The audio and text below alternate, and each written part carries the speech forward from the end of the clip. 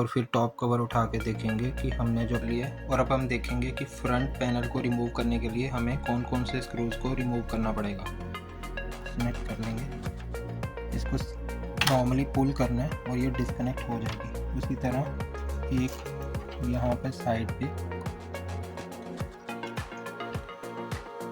तो ये जो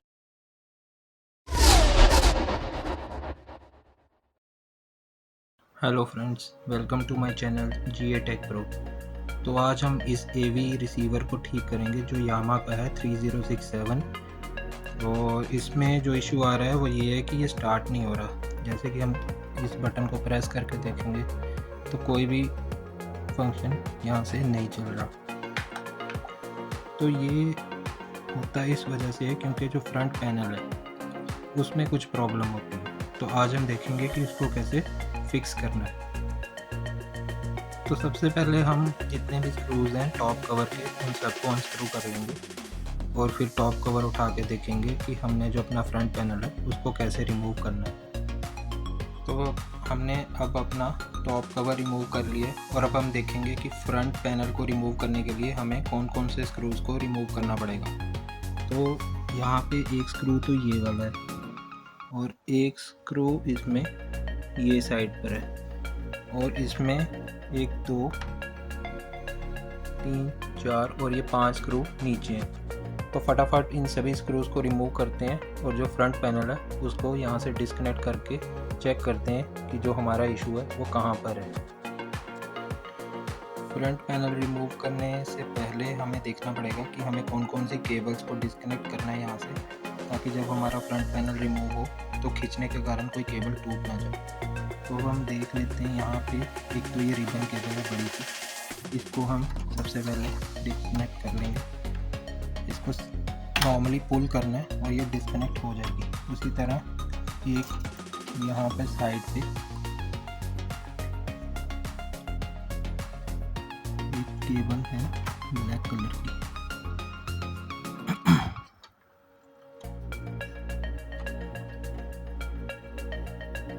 इसको भी हम रिमूव कर लेंगे। उसके बाद एक और यहाँ पे रिबन केबल है ये पतली वाली, इसको भी हम रिमूव कर लेंगे।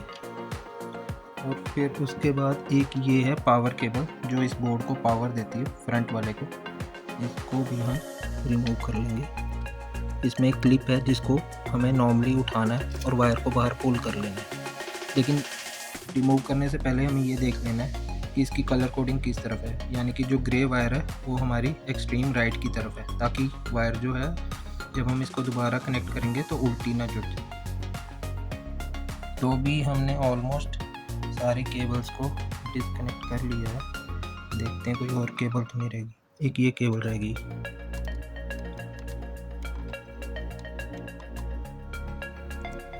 अब हमने अपने सारे स्क्रूज को रिमूव कर लिए, लेकिन ये फ्रंट पैनल हमारा अभी भी बाहर नहीं आ रहा है क्योंकि यहाँ पे वॉल्यूम नॉब के नीचे एक स्क्रू होता है जो हमें रिमूव करना पड़ेगा। तो हम पहले वॉल्यूम नॉब को आराम से पुल कर लेंगे और यहाँ पे ये एक स्क्रू है जिसे हम एक प्लायर की मदद से रिमूव कर लेंगे।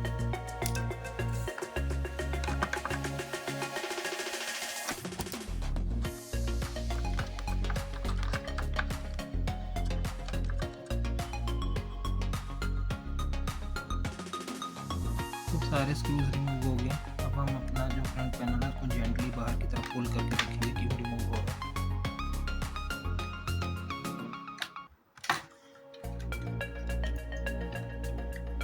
तो ये जो हमारा फ्रंट पैनल है ये सारा का सारा बाहर आ गया। अब हम एक एक बटन पे चेक करेंगे कि कोई बटन स्टक तो नहीं है। उसको हम चेक करेंगे एक मल्टीमीटर की हेल्प से, और जहाँ पे भी कोई बटन बीप देगा यानी कि हमें ये पता चल जाएगा कि वो बटन शॉर्ट है, तो हम उस बटन को रिमूव कर देंगे। या फिर अगर उसकी कोई रेजिस्टेंस शॉर्ट है तो हम उसको रिमूव कर देंगे। तो भी फटाफट से मल्टीमीटर लेते हैं और चेक करते हैं एक बटन को।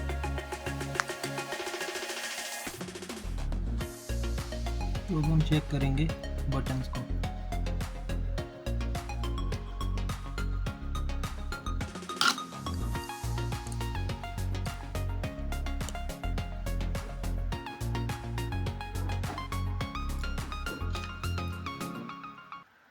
बटन्स को चेक करने के लिए हम जो इसकी ब्लैक लीड है उसको ग्राउंड कर देंगे यहाँ पे चेसिस के साथ और फिर चेक करेंगे हर एक बटन के positive pay.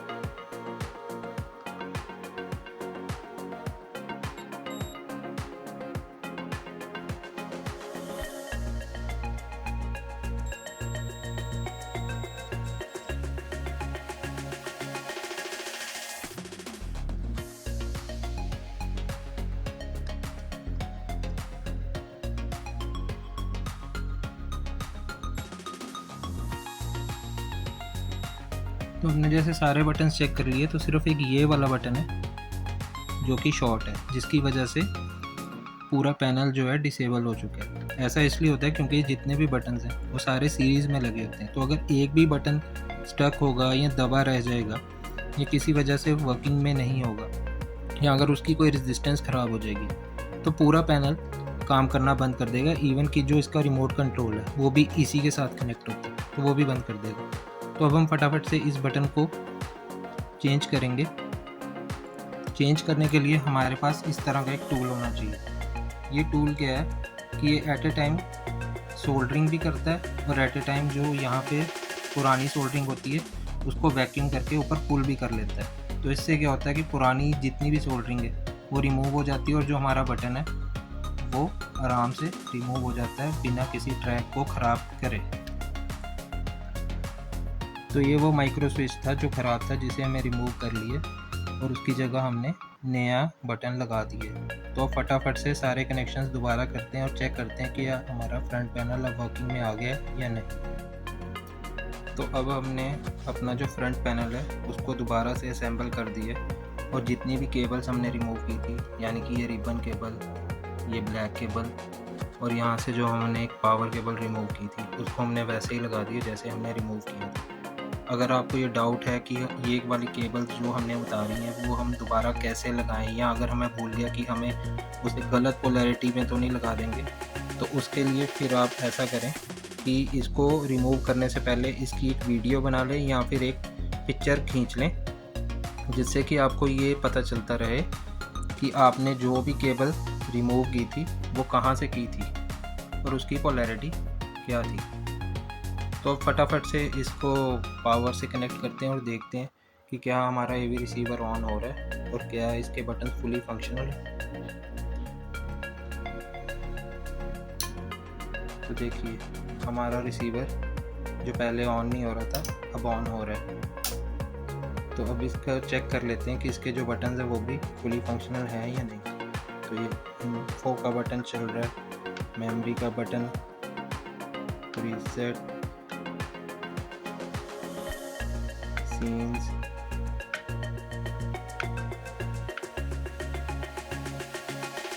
Input selector, tone selector और ये स्ट्रेट, या फिर अगर हमें कोई डिकोडर यूज़ करना है वो भी चल रहा है। और हमारा वॉल्यूम नॉब वो भी बहुत अच्छे से काम कर रहा है। और हम ये भी देख लेते हैं कि क्या हमारे ट्यूनिंग वाले बटन चल रहे हैं। ये FM पे ऑलरेडी है, अभी हम इसको AM पे करेंगे। AM चल रहा है, ये देखिए ट्यूनिंग भी हो रही है, बैकवर्ड फॉरवर्ड तो सारे जितने भी बटन्स हैं वो फंक्शनल हैं और हमारा AV रिसीवर जो है वो एकदम सही चल रहा है। तो जितने भी ये फॉल्ट्स होते हैं कि AV रिसीवर मोस्टली जो भी कभी नहीं चलता या हमें लगता है कि हमारा ऑन नहीं हो रहा या कोई बटन काम नहीं कर रहा है या बटन्स जो हैं वो मिस फंक्शन कर रहे हैं, तो मोस्टली जो उसका इशू होता है वो फ्रंट पैनल का ही होता है। या तो उसमें से कोई बटन ख़राब होगा या फिर जो रेजिस्टेंस होगी वो बर्न आउट होगी। क्योंकि इसमें क्या होता है, अभी आपको बताता हूँ। क्योंकि इसमें क्या होता है, छोटे छोटे रेजिस्टेंस होते हैं इस तरह के।